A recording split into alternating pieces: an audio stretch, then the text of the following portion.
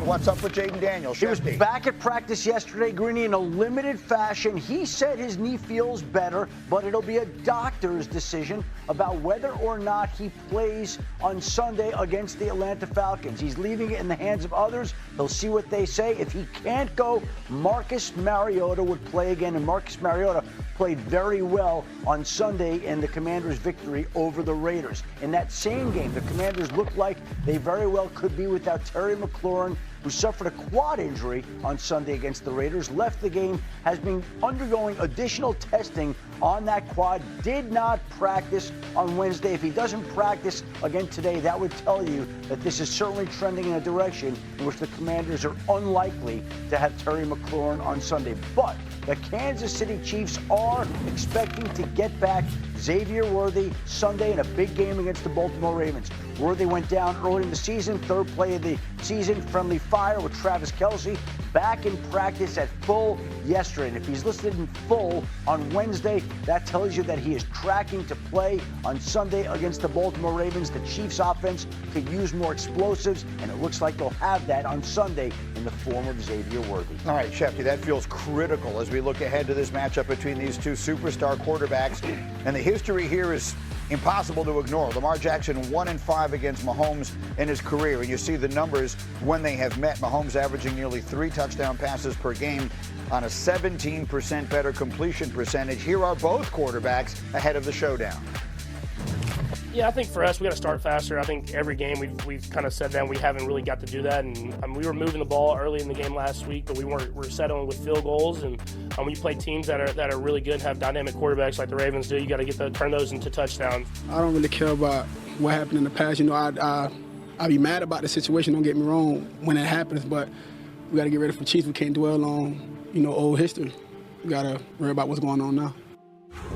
Okay, so the quarterbacks are ready to go, Dan. Both teams at 1-2, so the loser obviously falls to 1-3. It feels to me like this game is much more important to one team than the other. Which team do you think needs it? It's Kansas City. It's a must-win for Kansas City.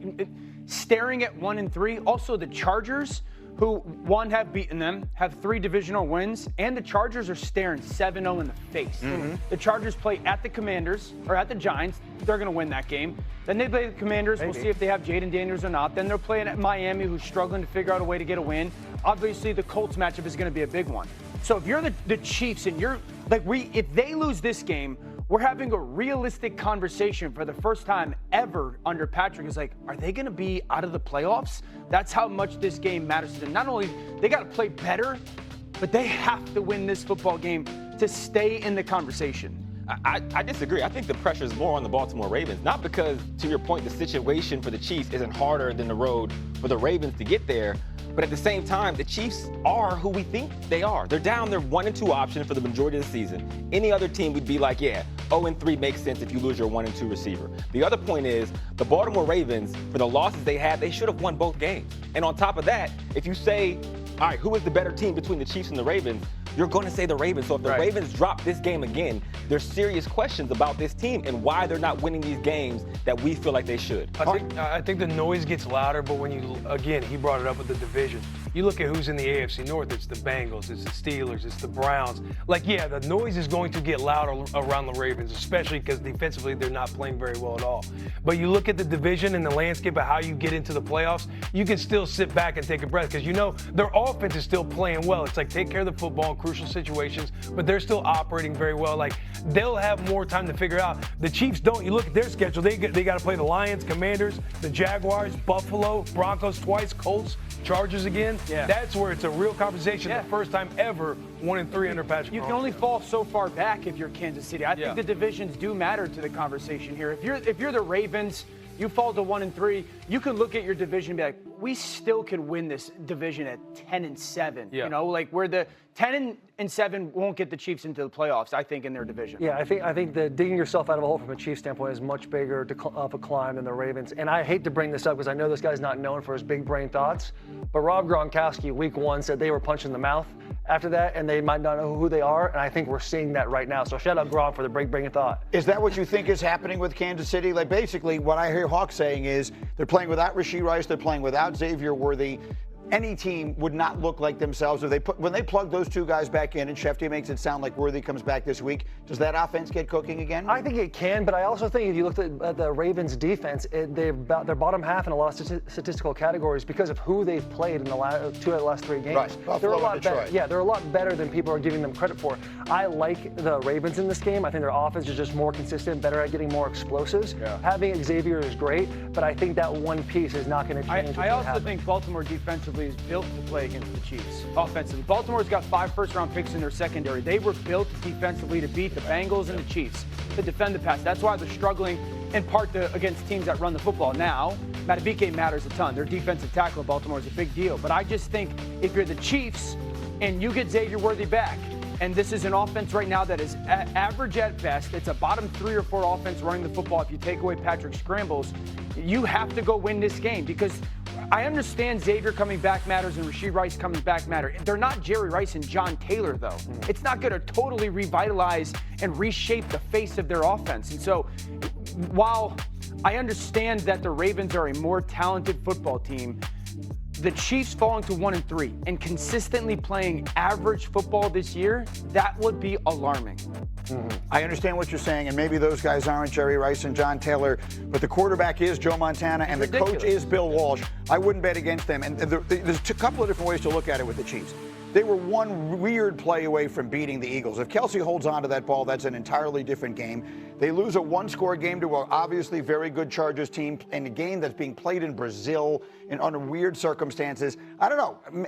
I'm not willing to say I'm as worried about them as the evidence would suggest. I have a feeling they're going to go out and play very well this weekend. I mean, if not for some heroics against a team that just benched their quarterback, they'd be 0-3. There's a lot of different ways, I guess, you could look at it. We'll see. When they host the Chargers, rookie first-round draft pick Jackson Dart will make his first career start, taking over for Russell Wilson.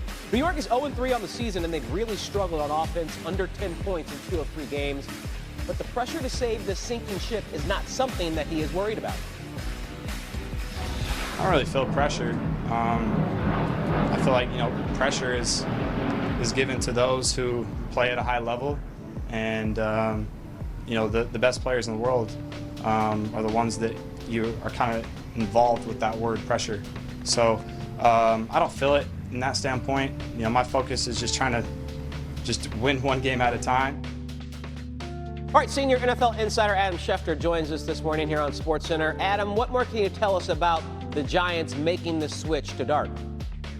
Well, Tyler, if we go back to the draft night where the Giants traded back into the first round to draft Jackson Dart, Brian Daboll got on the phone with Jackson Dart after they selected him and said, "We're banking on you." And Jackson Dart told Brian Daboll, "Smart man." Well, now we get an idea on Sunday about how much they are banking on him and how smart the Giants and Brian Daboll really are, because they're making a move that they feel like they had to make at this point in time. The Giants fans were booing Russell Wilson on Sunday night against Kansas City. They were cheering Jackson Dart on the rare occasion that he did step on the field. They needed to have more of that positive energy. They needed to change the fortunes of this franchise. Everybody felt the pressure, and so the Giants had made the decision to go to the rookie quarterback that they drafted in the first round, who Brian Daboll told on draft night, "We're banking on you." Yeah, and for what it's worth, Dart was very impressive in the preseason. Of course, those games don't count. He'll see the real deal against the Chargers in Week 4. Meanwhile, we always turn to you, Adam, for the key injury news heading into a new week. So let's begin with the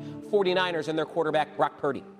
Well, Tyler, the good news was he was back at practice in a limited fashion yesterday, which gives him a chance to play Sunday against the Jacksonville Jaguars.